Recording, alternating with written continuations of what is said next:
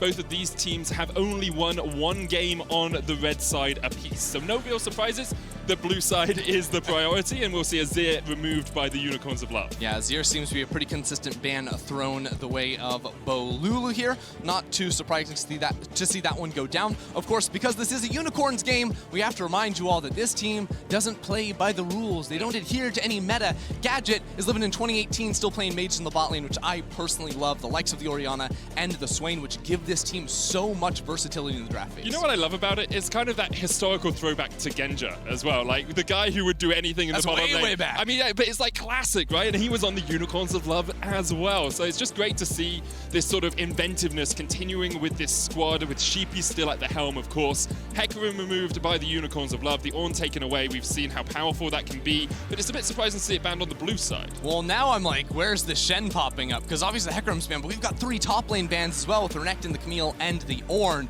And everyone knows how insane Armut Shen has been at this tournament. Definitely has had some pop-off performances, but Ananasek is going to go for the Nidalee, try to super clear through the jungle. That's also going to be a pretty decent matchup into the Lilia, and try to dissuade Kakao for going for that pick himself. Yeah, both the junglers have played Nidalee and Nidalee across the course of the tournament. Lilia would be Kakao's go-to if you just look on who's he got the most games on, but I'm very surprised to see a Misfortune locked in so early here. Gonna team it up with the Lilia. Yeah, this is the Misfortune Lilia combination. So obviously Nidalee, she can go for like Mikhail's and, you know, help out against the Lilia sleep a lot later on into the game.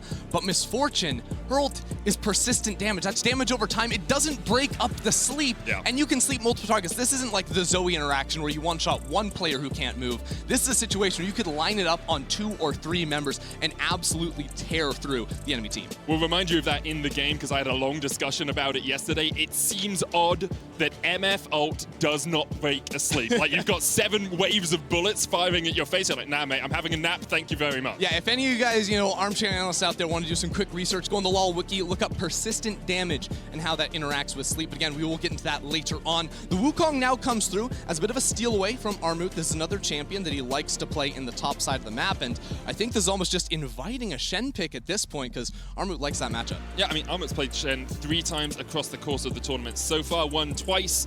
Incredibly strong. We saw how good he can be when he gets ahead. Actually, the Twitch being locked in here for the Unicorns, we've seen Gadget on it once before, but I'm wondering perhaps if there's a little bit of inventiveness, maybe Twitch Wukong in the bottom lane? See, I would be very surprised to see that come through with the Senna, but you never know with Gadget and Santos. I will wait till everything is locked in until that comes through. I do love seeing this Malphite come out from Armut. He, of course, played that yesterday for a win up against the Mad Lions, and this champion is how you beat Twitch. Twitch can do absolutely nothing against the Malphite in the top lane. Malphite also has a pretty solid matchup up against the Wukong. Wukong can't really do a whole lot there, and against a poke champion in Nidalee, you want hard engage, so this champ does it all for Supermassive. Yeah, Supermassive have this beautiful wombo combo already, right? Like, if I was looking at this composition, I said you could put anything else into it, I'd be like, okay, Leona and Orianna. Orianna's obviously banned away, but chuck a Leona in there, add in, you know, some extra damage for your mid laner, and you will absolutely shred through your opponents. The Unicorns of Love, though, they have this composition that's a little bit mobile, can be very flexible in getting into lanes and trying to catch some picks, and there is the Leona ban from them, so they are fearful of the power of the sun. Yeah, I wonder if Supermassive want to ban out another mid laner or just hit the Rakan Twitch combo that we do see to be very, very powerful already so far at this tournament, and would make up for a bit of the engage that Unicorns is lacking. Not that they're lacking a ton, but Wukong would love to have someone else he can pair up with when you go for those dives in. But I will point out the Sylas ult to deny an MF, or especially that Malphite ult, is going to be valuable too. I quite like the Sylas ban there. I'm wondering what else you could see from the Unicorns here. Cassiopeia has been played by Nomans as well. Syndra, of course, still on the cards. So you have some strong mid laners, but definitely falling down that pool just a little bit. With the set removed, Supermassive here, you expect they would go for their support and give their mid lane a counter pick last. Yeah, I do wonder if we're going to end up seeing something like the Corki, you know, the Sylas, of course, can have a pretty decent matchup into that and would give that consistent DPS for Supermassive, as well as some magic damage if they wanted to go that route. But again, I think we are going to see that support come in, and because they did not ban the Rakan, I really like this move to steal it away. And again, it's playing into the big old team fight. Supermassive, they're a team that love to group up as 5 and fight you together, playing out of the fog of war with this long-range initiation to catch you by surprise, and this composition does exactly that. Definitely does. I'm wondering now for Unicorns where they go. Like, Nautilus is a relatively good pick into the Rakan. You can lock him up and also gives you that ult for the MF if she's ever ulting at the back of a fight. But Alistair does similar things. Bit of disruption, can knock away the Rakan if he's trying to get in for the engage, but doesn't have the extra range that you would get from a Nautilus. It is just a bit unfortunate because there's not a great solve into the problem that is this Malphite now. You're going to have to really rely on Nomanz in the mid lane if you're going to try and kill them. I mean, they might just try to forget that, but I feel like taking double poke champions against a Malphite, against a Rakan, is going way too hard in that one direction. And obviously, when the enemy team can just hard engage on you, you're not going to necessarily be able to make full advantage out of these poke options. But if you can get a lead here as the Unicorns, that poke can be devastating, right? Because if you're getting poked out with a couple of paddle stars and you're down to half HP, it then becomes very difficult for you to go for that hard engage, go for that all-in. I was wondering, is it time for the Bo Lulu? It may just be the Galio instead for the ultimate survivability here and the speed up for the Lily, but I do like this Galio pick a whole lot more. I gotta tell you, Medic, I am loving what I'm seeing out of Supermassive. You know, top lane looks like a pretty solid matchup for them. Bot side too with the MF and the Rakan. Like, I think this draft all around is just very, very solid, and up against a team that wants to take things a little bit slowly before popping out of stealth with you on that Twitch.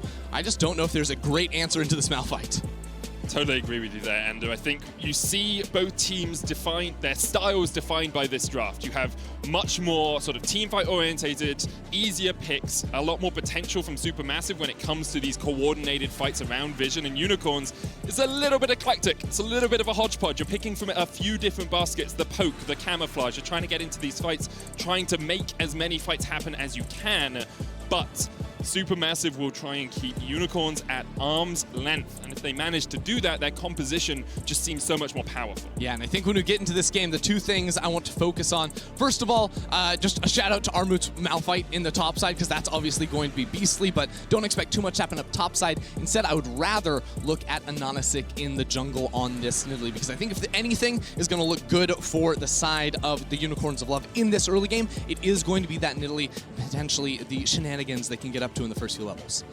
We are about ready to get on into the game. Unicorns of Love and Supermassive fighting for a spot in the group stage. It has been 4 years since the Commonwealth of Independent States was represented at Worlds Groups. It has been 3 years since the TCL was represented at Worlds Groups. Both these teams have the chance to not have to go through a top 4 region, to not have to go through NA, through EU, through China, through Korea. You have your best opportunity probably ever to make it to groups, and if you fail here, well, that's the end of the road. And you must go through the other.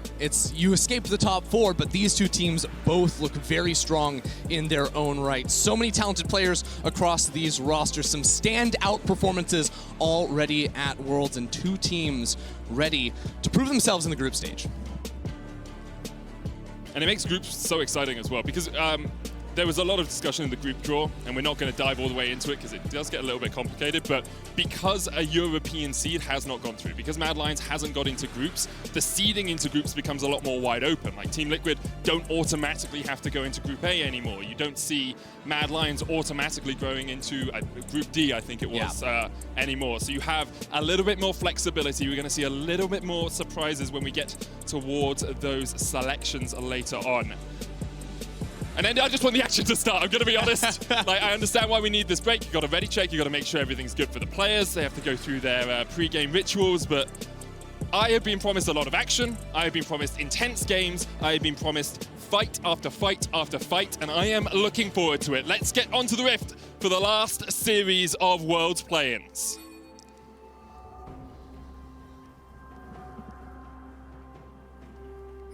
You know, I didn't realize that was there for the entirety of the year.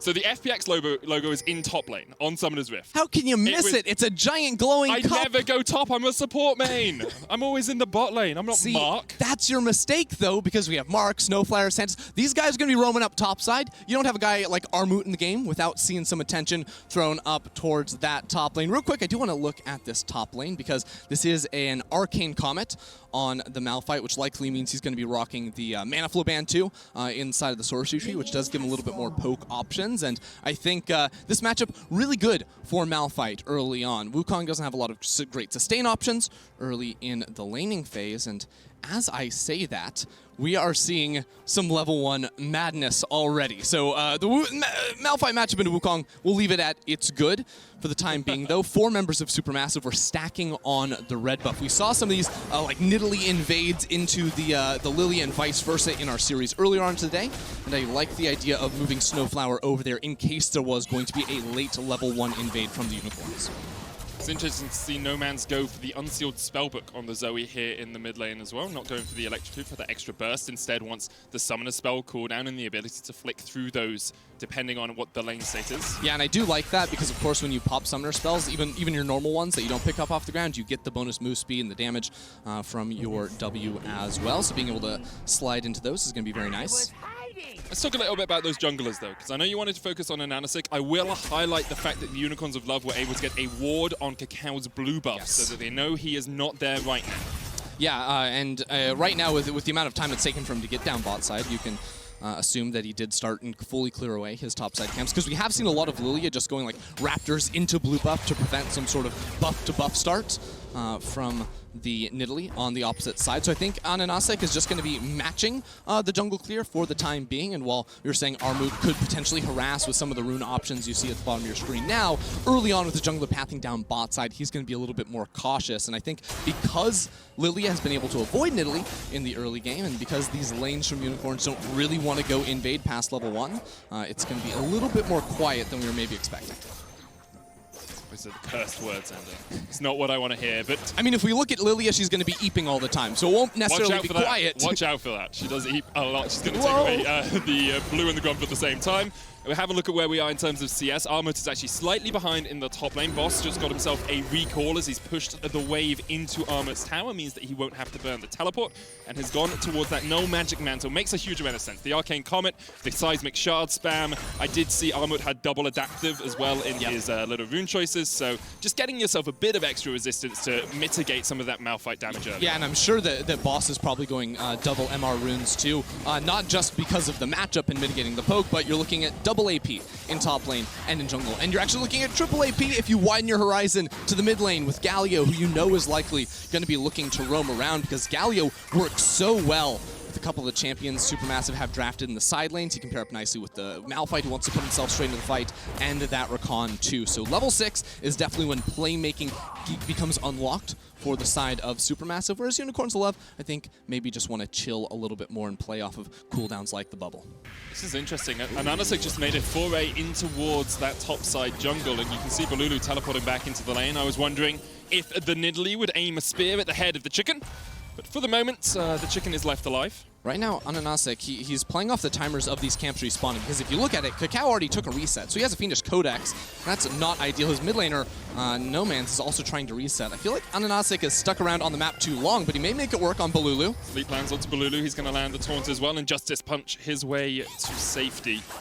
It's pretty easy escape for him, but he is losing some time in the mid lane, and you can see just slightly behind on CS after having to teleport back into that lane earlier on. I just feel like with the amount of time Ananasik has spent on the map, now he has to go down to his bot side camps and clear those away, but again, still hasn't taken his reset, so you can see Cacao has gotten a decent EXP advantage over Ananasik, and Ananasik still has to take a reset, so Cacao's going to have all those camps coming up and is going to win the race level 6. It's one of those interesting ones where you look at it and you say, oh, Ananasik still relatively good clear on the Nidalee, still has the Hunter's Talisman, so we'll get all of the XP that he needs out of these camps, but being able to get to these camp respawns with that next part of an item, you know, get towards your Skirmisher's Saber, your Stalker's Blade, or even grabbing a Fiendish Codex, just makes the clear that much quicker for you. Yeah, and it's even about just refreshing the cooldowns on your camp so that they can actually level up and you can get the bonus experience per level, because still, we're 5.5 minutes in, Ananasik is in the bot side, potentially waiting if there was going to be a gank opportunity, but will now be taking his first reset at the same time that Cacao is going to be taking his. It's about a 9 CS differential, so that's 2 camps or thereabouts. It's literally just the topside camps, and you say, oh, but Ananasik, can you just go topside and clear this away? And yes, that is true, but you realize Cacao's topside camps are going to be respawning in about 30 seconds from now, and that's going to be absolutely no problem for him. He even has a little bit of extra time if you wanted to look for a play around mid side, which you can see Snowflower's also pathing towards.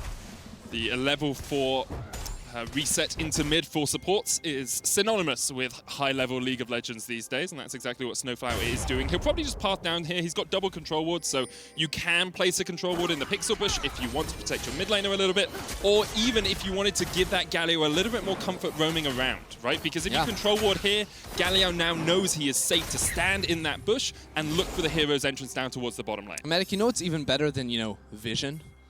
Gold. Gold, yes. Experience, get a Scuttle Crab, and what's that? It also gives you vision. Oh, so much bang for your buck right there. Is now Santis is making a bit of a foray towards mid lane, but I do like how Balulu has been playing around mid side. He has fallen a bit behind in CS, but has not fallen prey to any ganks.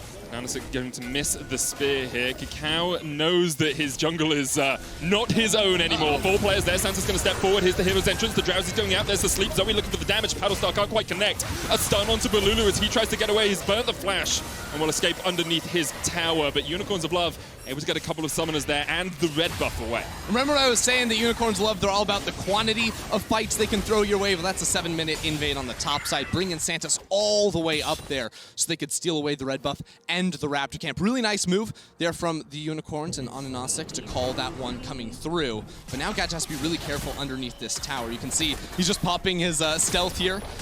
And should be able to pop that cannon minion now that Santis has made his way towards the bot side. Yeah, so what we see is essentially a red buff and 2 flashes taken away from Supermassive to a place in the bottom lane for the Unicorns of for Supermassive themselves, right? So how much can you use that plate to take the game away from this bot lane? We'll have to see, because already with the BF sword completed for this Misfortune, we talked about some of the insane synergy she can have with her ultimate not breaking the sleep of Cacao, the Wombo combo there from Zeitnot. He is the main damage source for this Supermassive team, and there's not a lot of tanky members on Unicorns. He's going to shred through them. It's going to be incredibly explosive at teamfights when we get to them, but remember the MF was first pick for Supermassive on that red side, right? They put a lot of priority onto this, so if it doesn't work out for them, you have to wonder if you go back to draft and change things up. Yeah, I mean, when I look at it, usually you would say, oh, first pick Misfortune, how does it get punished in draft? And I don't really see the punish. Like, yeah, you have the dive opportunities of, you know, of course, the Wukong, and Zoe can potentially try to poke her out with range later on, but here we go, mid lane, No Man's. Flash in from Snowflower. No Man's still had a flash of his own. Snowflower was looking for the Battle Dancer Grand Entrance combination that you can do on the Rakan, but wasn't yet 6, so didn't have the quickness to back it up as well. No Man's going to jump forward, steals away the flash. That's a wall, buddy. Punch straight into the wall. Balulu practicing his headbutts. Yeah, I like it though. Make sure you can get the flash out of that one. Balulu tries to find the play there, and it was a slick little gank from Snowflower, who is sticking around in the area, but now has no flash, so it's going to be a little bit harder to make that one work out. Seeing the gank around the mid side though, and the pressure No Man still has through mid lane, Ananasik is going to be able to start up the Rift Herald, and Supermassive, they don't know exactly what's going on, but I think they're just going to be able to trade this one out on the bot side. Actually, there may have been, I think that's a zombie ward, so it probably was spotted out initially with a sweeper, and that's why Supermassive are going down bot side for the Drake. Yeah, look at the Ocean Dragon pretty easily. There's no vision at all for Unicorns of Love on this bottom side of the map. So it's a Dragon for Rift Herald trade. We've talked about this so many times across the course of Worlds already. Really depends on how you use the Rift Herald. Who are you funneling the gold into? You need to get it down in, well, you have to get it down in the next 3.5 minutes, but you should be able to do that pretty easily. You do also have to low Snowflower. Caught underneath the tower. Wasn't expecting Santos there. The heal is burnt. Ouch. Yeah, that's a big loss for them down bot side, because I was just about to say, with them showing topple, and Ananasik, he's up here. I mean, Armut still has that button, and so he doesn't really care about your ganks. Does have to use the ultimate, but it's ult for ult trade in the top lane. I keep adding an extra na in there, just because he's that crazy. Banana.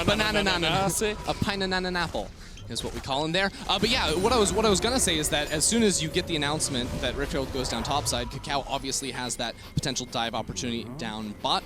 Ananasik doing the same thing up topside, and everyone will be okay in the end. But remember that Zeitnot did lose his heal. I don't think it's the worst thing in the world, because it doesn't feel like Unicorns are trying to make a play desperately anytime soon, especially with double teleport advantage going towards the Supermassive solo laners. If anything, Supermassive, with those deep wards in the bot lane, you can see there on your minimap, could be setting up for some sort of TP play, but until Armut's ultimate is up, they probably can't pull the trigger. Yeah, about half the cooldown left on that. 11 minutes into the game. It's a 200 gold difference between the two teams. Nothing substantial. Where is it coming from, though, Ender? Well, we can see in the bottom lane, Zeitnot has about a 20 CS lead. No Man's slightly ahead in the mid lane as well. That's about 20 now, so A little bit of extra gold being picked up for Supermassive. They also got the plate in the bottom lane, of course, which will contribute towards that. Now Santos and Ananasik, they're going for the path around towards mid side, just looking to see if they can seal away any jungle camps. Again, this is what Nidalee is going to try to do a lot of when she's trying to take control over areas of the map. And vision around mid lane, especially for a flashless Zoli, is going to be absolutely pivotal. Snowflower going in with the quickness. He's put to sleep and knocked to the side. Here's the hero's entrance. Snowflower almost dies, but gets away with the grand entrance. And now Ananasik is the target. The bullet time coming out. And first blood secured by Supermassive. And who better to pick it up than Zeitnot there as Gadget walks into the jungle with the stealth, but there's a lot of people here. The Rat with just a Vamp Scepter is not going to want to tango with that anytime soon. Really nice move there from Supermassive, and honestly, Snowflower getting out with just a sliver there. That was kind of lucky. That's one of the difficulties playing into Rakan as Alistar, though, is like you can lock him up for about half a second to a second, and then he just jumps away to someone else on the backline. So even though it was Supermassive who looked for part of that engage, Unicorns of Love weren't able to catch out the target they were looking for. But here comes Santos in the bottom lane. Whoa, that was incredibly quick double TP as they look for the fight. But Lulu does have flash. He's going to chase onto Santos. Unstoppable Onslaught flashed away here by Gadget, but he's going to be slowed up by the Seismic Shard. And the chase is on. The Rat is caught in the trap. Supermassive get their second. Supermassive just have the answers into the Twitch, and we saw there, even with his flash up, he can't survive against the dive. This is how Supermassive drafted. They just went, we're going to jump hard on this Twitch. We're going to make it impossible for him to play the game. And now denying him even more. While Zeitnot was getting kills, now Gadget is dying, but hey, no man's down bot side apparently. They're ready to pick up one in return. That feels more like an overstep from Zeitnot than anything else. Maybe Santos stayed in one of those bottom bushes and then caught him out. Of course, the Hex Flash on the Alistar can be pretty darn destructive. Meanwhile, topside, the Rift Herald was placed down, so Boss was able to fully clear away that turret while the teleport went down bot side, and it's going to get another charge up in the top lane. Armut, can he hit the eye? Oh, he's going to be able to stop it. Battle of two pugilists there punching each other as the Rift Herald loses out on the fight. I always wonder how much it would hurt to be hit by Malphite. I feel like quite a lot, but then I look at it, I mean, it doesn't do much damage. I mean, it's kind of like a landslide, right? If you think about it, like, he's a giant mountain. That thing's absolutely terrifying. We'll see this play again because it's a really slick flash from Zeitnot to pop on out of this one. Of course, Santos now without a flash, and Gadget tries to heal to escape from this one, but the bonus movement speed, flash into ult is dodged away from, but coming off of those TPs with the move speed ever since those changes, it is just really hard to run away from that. It's so difficult as the Twitch here. Like, you have to use your ambush really effectively at the start of the fight. You have to be really far back when fights go on later on, because otherwise, Armut's Unstoppable Onslaught is on about half the cooldown of your flash, right? You're never going to be able to get out of there.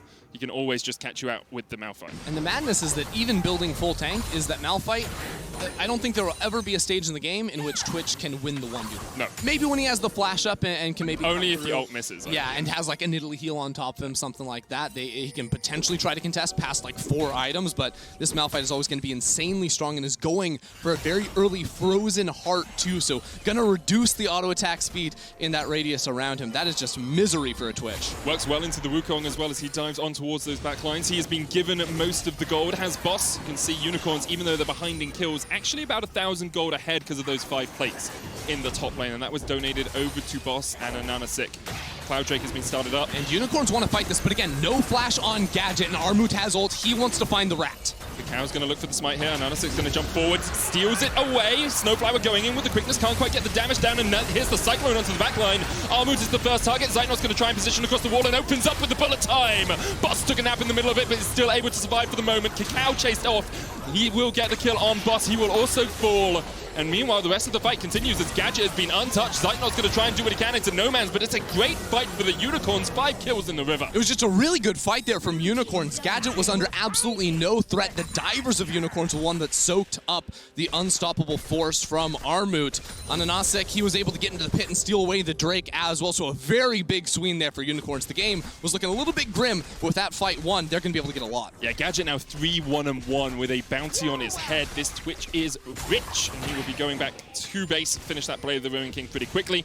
No Man's as well, picking up a few assists, is going to be in a very strong spot these next item spikes are going to be so impactful for the Unicorns because, of course, you get that little bit extra damage on your poke. You get, like, if you can get an extra item on a Nanosick as well, it's going to be so much harder for Supermassive to engage. So let's check out this fight one more time because, again, it's a steal at the start, and then on one side you see Snowflower diving forward, he doesn't connect it. But then the double sleep comes through, and Zeitnot tries to line it up, but Santis, I wasn't quite sure how his sleep ended up being broken, and the damage used his ult. There you go. And then, of course, the ultimate wasn't quite enough damage to finish off the Wukong, so everything was spent on the front line. They were able to get out free, and all of a sudden that means Gadget, full HP, can turn that one around for a triple. Yeah, a lot of people forget that Alistar ult isn't just about being a massive Minotaur that is incredibly tanky, but also breaks any CC on you at the time. So you wait for the sleep, you pop the ult, takes 65% damage reduction. Gadget jumped in here, but the spray and pray, Zeitnot's just gonna die before he can even do anything. Snowflower was the one to engage, and now he's the one who is being collapsed on. Santos trying to give him a gift from the side of the lane as Snowflower goes down. Double kill to Gadget. That rat is so strong. Well, Medic, I think the Twitch is going to be a problem now with 5 kills there. That's 2 times in a row Snowflower tried to pick him off, but the Grand Entrance did not find the knockup. The CC was not there, and then he just opens up with so much damage. Look at this, 1,700 gold lead for No Man's in the mid lane. Gadget is 1,000 gold ahead of Zeitnot. Like, the 4 carries on Unicorns have more gold than anyone on Supermassive. Would you like some more crazy news? Because there's a Rift Herald, too, on that Nidalee. I mean, what can you do? Has the Blade of the Rune King completed? That's a big spike right there with the ultimate cuts through Zeitnot and the teleport, too, to make sure they finish off the second. I'll say what you can do is hit the knockup as Ricard. Sure. Right, like, the last couple of fights, it's been Snowflower trying to get onto Gadget, not quite managing to do it. Now, in the River fight, I can understand that he was miles away. But in that fight, why are you diving the tower if you can't guarantee that knockup? And now we're at a point for Supermassive where it was dead even, you know, maybe slightly behind in gold, but now Zeitnot gets jumped on again. Hero's Entrance coming out, Snowflower looking for the engage once again, and Nomens has been charmed up. The Zoe goes golden. You have to feel that stopwatch isn't going to save his life for long. Shutdown goes over to Zeitnot. Santos now forced away as well. He's going to go to sleep, but Gadget opens up with a spray and pray. And he's just forcing Supermassive away. Up on the top side, Boss is going to be pushing for this turret, and he's going to get the whole thing, though. So while the kill does go to Supermassive, and that was a good fight for them, even more gold being picked up by Unicorns. The game has exploded into action, and 18 minutes in, we have 13 kills, and you said it in Pick Ban. Unicorns, it's quantity of fights. They will continue to take fight after fight after fight, and it's working for them. 5,000 gold ahead now. It has worked for them. The last fight didn't go their way, though, and I think there's a key difference in that time, Supermassive, everything was lined up, you know, playing a little bit better together, because, again, their ultimates are so crucial. They always want to fight off of their ultimate cooldowns. Unicorns not necessarily as tied to those abilities with a couple of poke champions. So Supermassive, they want those condensed 5v5 team fights so they can line everything up, whereas Unicorns would much rather split things apart. So if Supermassive is the one dictating the fight, starting the fight, it will usually look good for them. The problem now is they're down 4,000 gold, and this Twitch has 2 items. Still hope for Supermassive, but they will have to start finding fights on their own terms. Things that help that: dragons, of course, because you can fight in choke points, you can fight over a controlled area of the map. The Baron will be up in 40 seconds. Don't expect anyone to take it yet, but it does give you a little bit more control over how you're fighting. You're not just getting caught out by Gadget as he ambushes into the lane. Don't forget Gadget, the guy who plays all the wacky picks in the bot lane. He can still play the 80 carries, and they look real good as well. This is not an easy game to play the Twitch against all the dive that's going to be thrown his way, but leading into this Infernal Drake, he has his flash. Having that ability up means you get a freebie on the Malphite ult or the Rakan diving into the backline. If you can disengage that at the start and then make use of your range, battling down at all the melee champions on Supermassive, you're going to be really hard to deal with. I think if you're Supermassive here, though, you give this one up. You don't need to fight over it. You're not at 2 items yet on your Galio. You're not... Well, then. You don't. You're going to go for the teleport behind. Balulu looking for a flank position. The Dragon's already gone. Balulu trying to catch out Gadget. Has the taunt not flashed away from, but here comes the Cyclone onto the backline, and Zeitnot's already almost dead. Snowflower uses the quickness to stop him. The unstoppable onslaught has popped, but that's on the tanky front line. Only Boss has fallen. Gadget killed off one, as also Santos goes down right at the end of the fight. Gadget's still on the chase. They're looking for Cacao. Does have the spray and pray. Won't find him. Yeah, Balulu was just, being a decoy on the backline, saying, Gadget, take me, while the rest of the team lines up the CC for the 2-kill turn. I will say Unicorns getting the Drake still going to be ideal for them. They also plop the Herald down the bot side for some extra damage on that turret, and also stealing away the entire jungle from Supermassive. It is a big win for Unicorns, even though they traded down in kills. That Herald feels a little bit like this was about to time out, so we're just going to chuck it down in this lane. No minions there, nothing else. Maybe they have to answer it. Supermassive will go. Snowflower clears it out. Gadget, Nomans, and Ananasek now in the middle lane as they look to try and take down this tier 1. Of course, removing the mid tier 1 helps so much when you're playing a poke comp. It gives you many more avenues to try and get in. You can come in from the bottom side jungle, from the top side jungle, and just try and put that extra pressure down, but yet to take it. Let's look at where we are in terms of this team fight as Santos and Boss go straight in. I mean, it looks like a really good combo at the start, but the healing goes through onto Zeitnot, and then they turn it around. The 2-man knock-up into the bullet time cuts through very nicely. I think Lilia burns him down with the passive there, combined with the Leandri's Torment. So a good area of the fight there. And again, you see the theory of lining everything up. It's a very classic combo, not necessarily with the Lilia, but lining up a lot of AoE spells to knock down a bunch of people. But they need to be a little bit more coordinated with Balulu, I feel like, if they want to take a full 5v5. I mean, I wonder if there's an argument you just say, hey, Balulu, taunt the Twitch.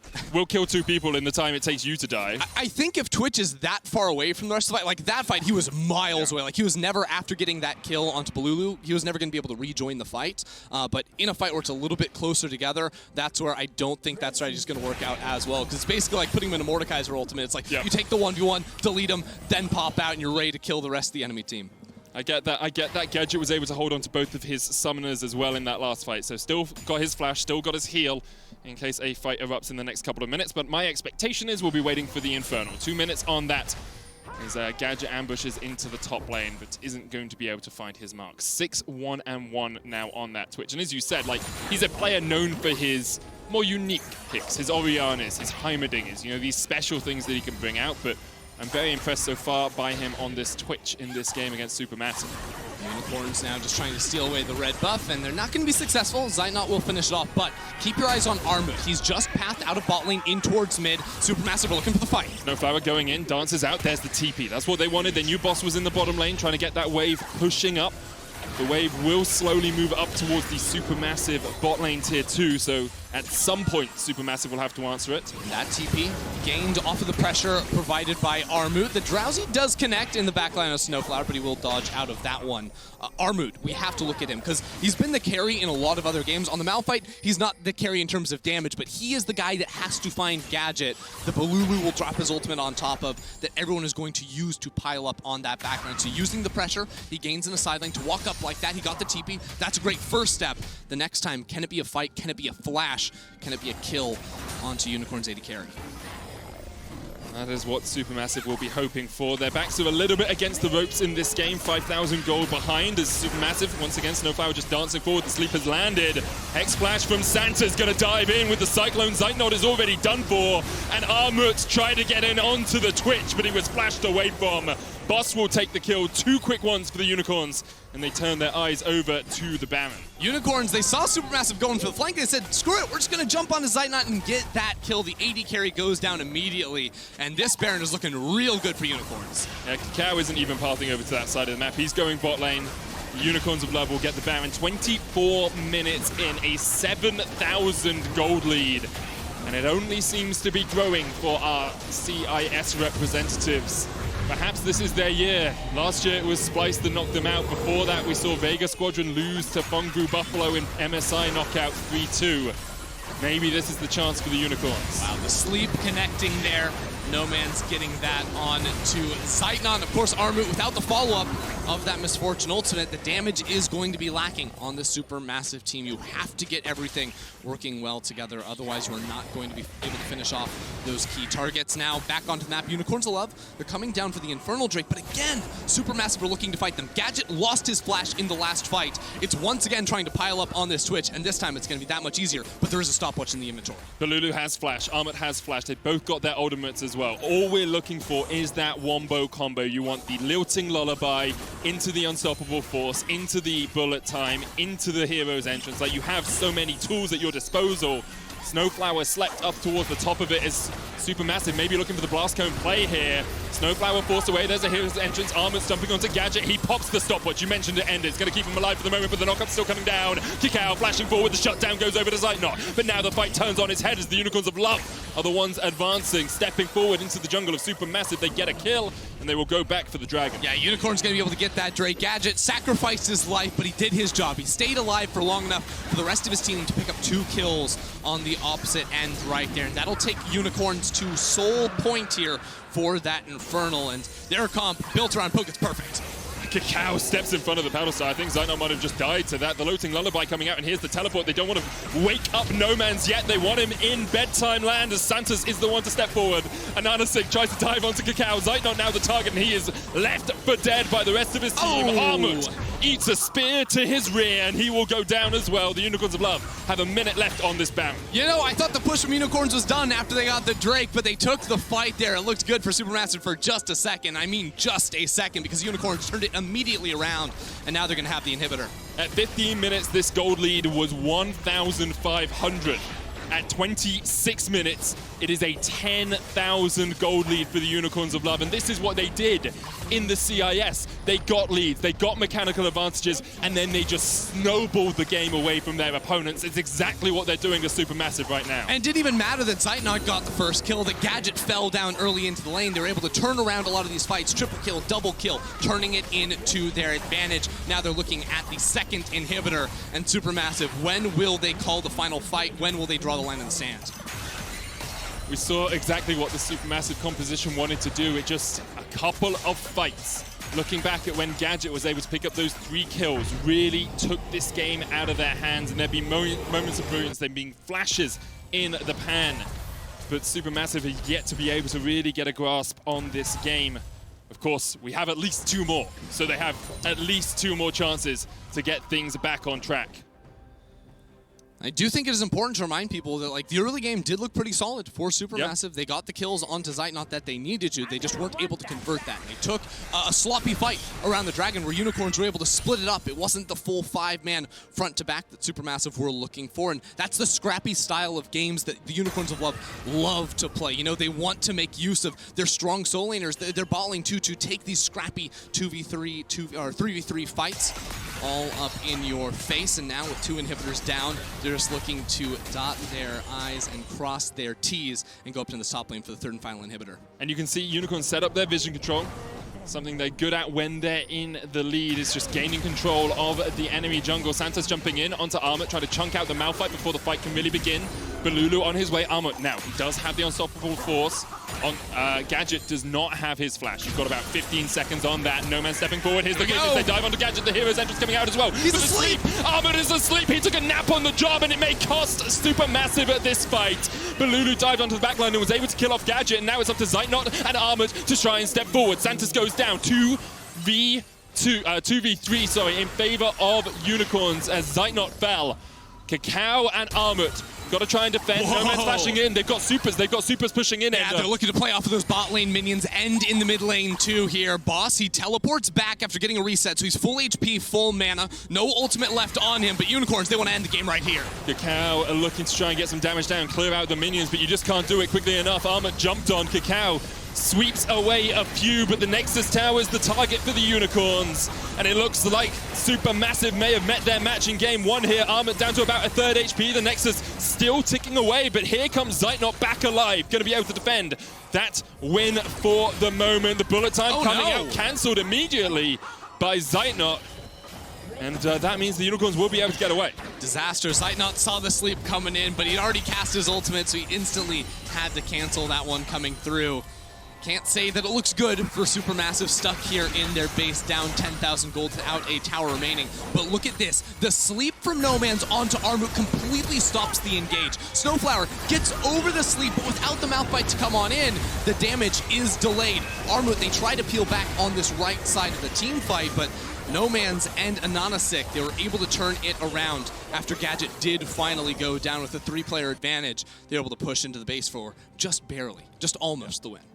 You can see Balulu was still able to kill Gadget at the end, but just wasn't quite enough. Snowflower was millimeters away from eating that sleep. Like, That probably would have just changed the entire complexion of the game, because the Rakan doesn't care if he's asleep as long as he's on the Twitch, right? Yeah, like, all you would have wanna gotten do- the CC, right? Exactly. And then Malphite could follow up with the Galio. Maybe it could be a little bit different here, but now second Baron of the game will be taken by the Unicorns, and I don't think Supermassive can get over here. Yeah, Balulu does have teleport, so he's going to try and catch that bot wave, but the Unicorns are just able to take this pretty much for free after those super minions put up a charge in the middle and the bottom lane. Inhibitor didn't fall in the top lane, Ender. That's important for us to note. The Unicorns went for the win instead of making sure that they crossed their T's and dotted their I's and took down all of those structures. Speaking of, there's an Infernal Soul on the map if they wanted to go for it, but Unicorns feeling very confident, putting 5 people into the top side of the map. Santa's going to pop in with the Blast Cone, and they could just sprint for the Nexus here. Gadget is stealthed up. Gadget has flash, has heal, has the spray and pray. There's the inhibitor down. Santos dives forward onto Zeitnot's charm comes out. There's a hero's entrance as well, but Gadget is totally untouched in this fight, and Boss is still on the front line. Bullet time coming out. Santos is going to knock Zeitnot back into the fight. Armor tried to do what he can, but the shutdown comes down for Kakao. Boss is down, but Supermassive are just getting swept away by Gadget. Armor falls, a double for Ananasik. And Supermassive retreats to the safety of the fountain as Unicorns take game 1.